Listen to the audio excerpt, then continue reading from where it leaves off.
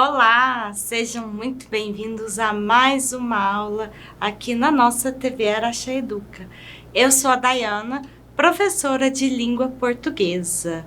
Vem comigo, Eja. Hoje nós teremos aí como tema da nossa aula poema e poesia. Já chegou? Se acomoda aí e vem comigo. Antes nós vamos retomar o que a gente já falou em nossas aulas. Nós começamos aí com língua e linguagem. Nós falamos aí da língua portuguesa e as várias linguagens que nós temos disponíveis para nos expressarmos. Nós falamos também sobre as variações linguísticas, variações históricas, variações geográficas, que é nada mais, nada menos do que as variedades que a nossa língua portuguesa tem, né?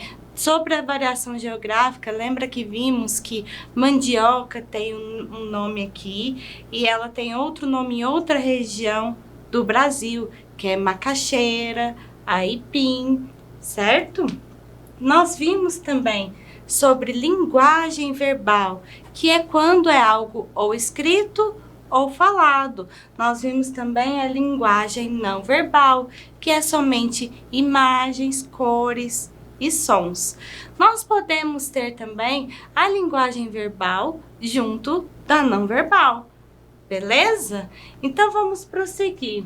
Eu trouxe aqui um poema para a gente ler e logo em seguida vamos ver sobre esse gênero textual. Vamos lá. O título é Penso e Passo. Quando penso que uma palavra pode mudar tudo, não fico mudo, mudo.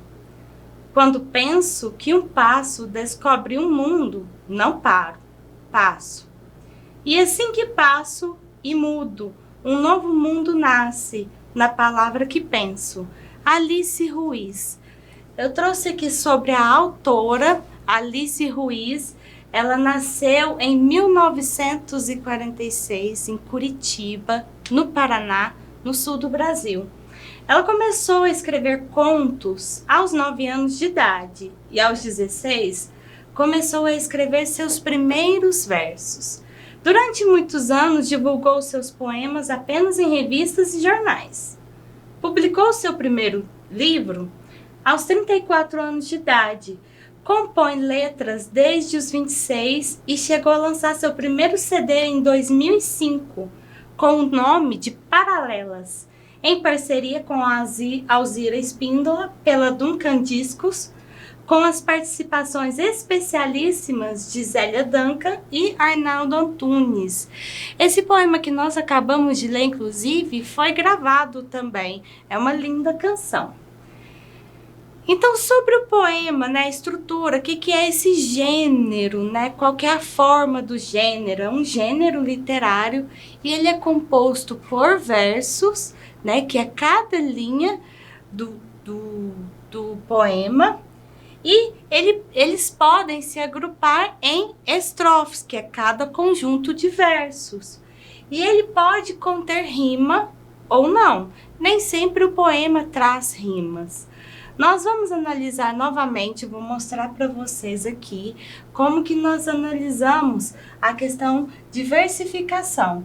Como eu disse, cada linha do poema é um verso. Certo?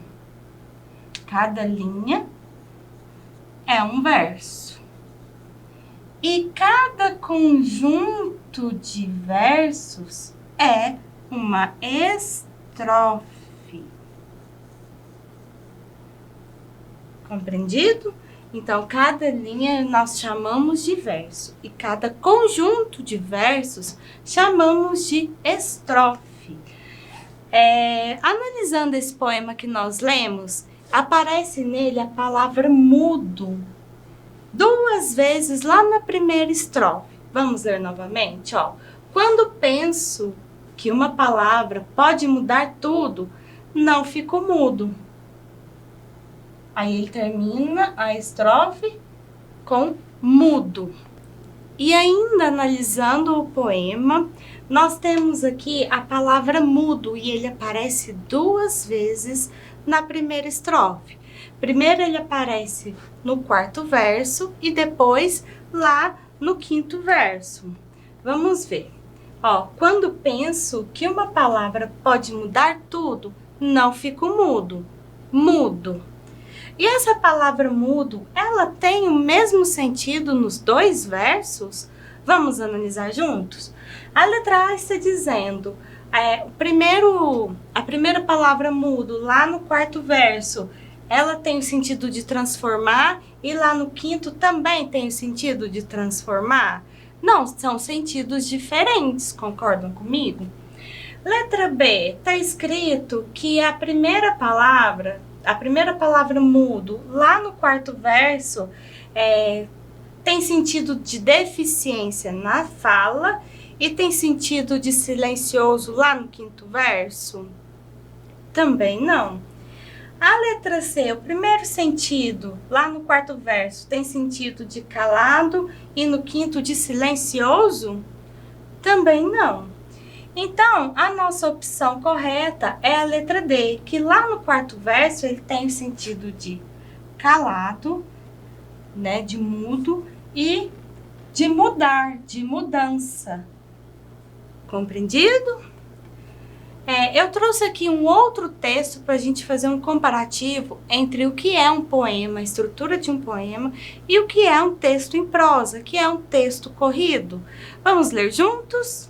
Ó, toda mudança começa em você. A melhor maneira de mudar o mundo, o modo como o outro interage com você, é mudando a si mesmo. Ninguém tem controle sobre o que o outro faz ou diz. Em contrapartida, todo mundo pode se transformar. A condição indispensável para o processo de autotransformação é a vontade. É preciso fazer o trabalho necessário para mudar hábitos e comportamento. Jael Coaraci.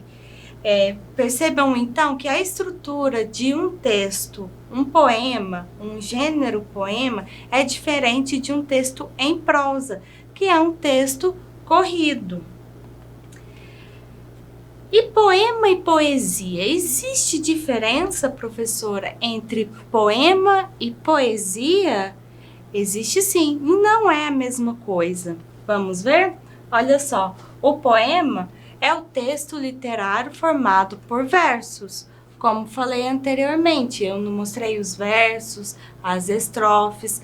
Aquela é a estrutura de um poema. E poesia, professora?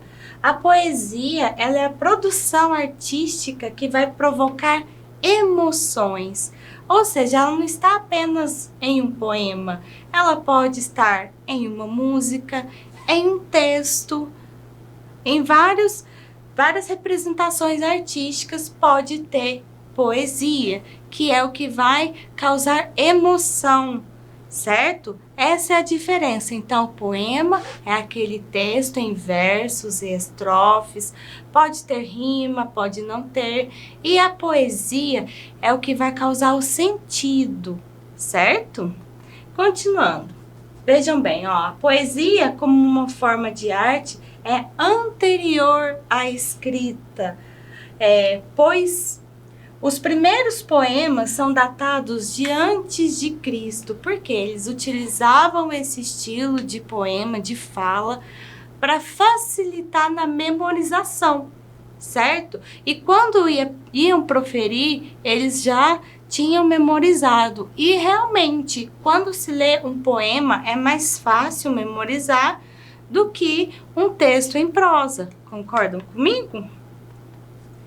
Vejam bem, a poesia ela pode estar presente em várias artes, né? Em artes plásticas, artesanais, em pinturas também. Vejam bem, olhando alguma imagem, assim, alguma arte plástica, ela vai causar algum tipo de emoção. E isso também é poesia. Isso é poesia. Continuando, a poesia reside também nas diferentes manifestações artísticas, como eu acabei de falar, nas artes plásticas, em fotografias, também na música, na dança, no teatro. Então, a poesia ela pode ser manifestada de várias formas. Vejam bem a diferença entre o que é poema e o que é poesia. O poema é o concreto, né? Aquilo que a gente vê estruturadinho, a gente lê, tem a estrutura. Já a poesia é algo abstrato, ou seja, é o que a gente sente, né? Não é forma, é conteúdo, ou seja, é o conteúdo que vai causar algum sentimento na gente. A poesia comumente é vinculada ao poema, contudo, essa relação não é exclusiva, tampouco indissociável. A poesia pode estar em todas as coisas, até mesmo nos mais corriqueiros gestos, nas mais despretensiosas atitudes. Eu trouxe aqui, meus queridos alunos, uma imagem, né, com algumas pessoas dançando, ou seja, se aquela música está causando um sentimento, aquela música tem poesia, e a própria dança também vai transmitir poesia. Vamos fazer um exercício? Eu trouxe aqui um poema com o título de Mãe, de Sérgio Caparelli. Vamos lá. De patins, de bicicleta, de carro, de avião, nas asas da borboleta, nos olhos do gavião, de barco, de velocípedes, a cavalo num trovão, nas cores do arco-íris, no rugido de um leão, na graça de um golfinho e no geminar do grão. Teu nome eu trago, mãe, na palma da minha mão. Viu que lindo poema? E ele nos traz aí uma poesia, um sentido pra gente. Agora vamos analisar. A questão está trazendo aqui a seguinte pergunta. Sobre o poema Mãe, marque V para verdadeiro e F para falso. Vamos fazer juntos? Ele é composto de 12 estrofes e um verso? Ué, professora... Não, né? Vamos contar quantos versos tem? Olha só. 1, 2, 3, 4, 5, 6, 7, 8, 9, 10, 11, 12. É apenas uma estrofe, um conjunto só de versos e 12 versos. Então, a letra A é falso. A letra B, ele é composto de uma estrofe e 12 versos? Isso mesmo, verdadeiro. Acabamos de contar. Agora me ajuda com a letra C. Fala sobre o amor da mãe para o filho? Ou fala sobre o amor do filho para a mãe? Olha só.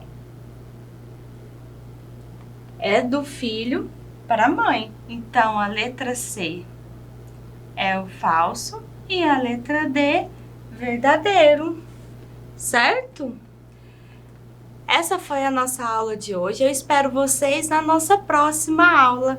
Até mais!